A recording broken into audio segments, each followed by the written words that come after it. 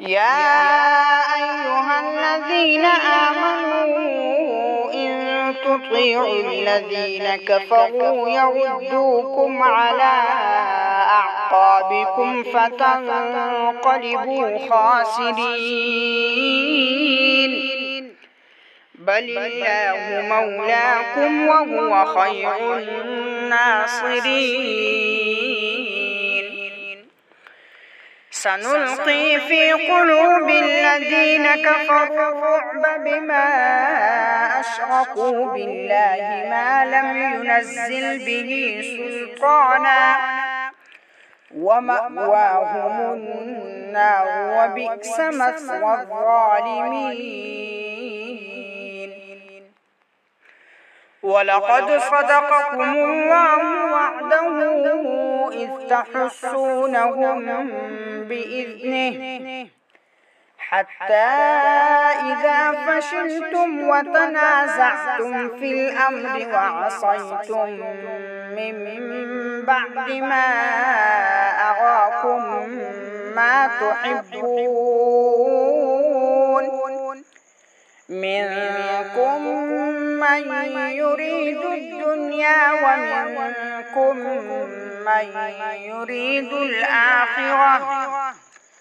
ثم صرفكم عنهم ليبتليكم ولقد عفا عنكم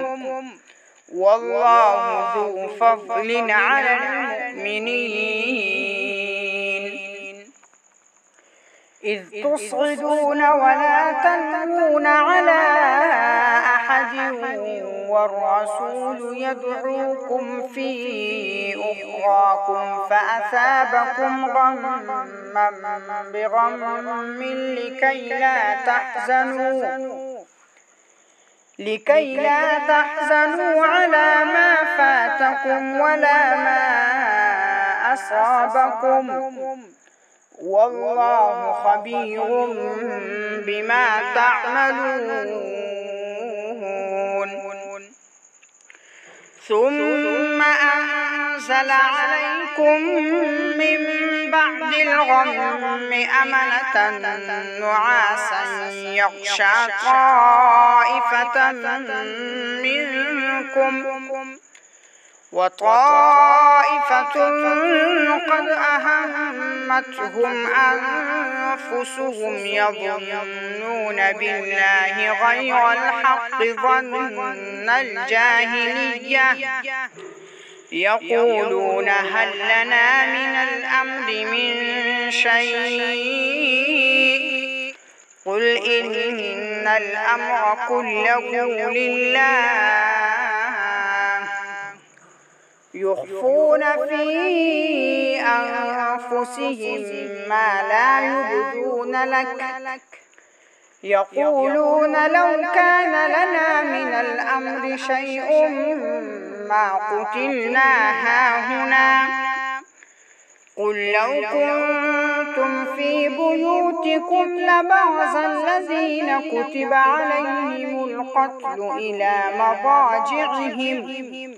وليبتلي الله ما في صدوركم وليمحص ما في قلوبكم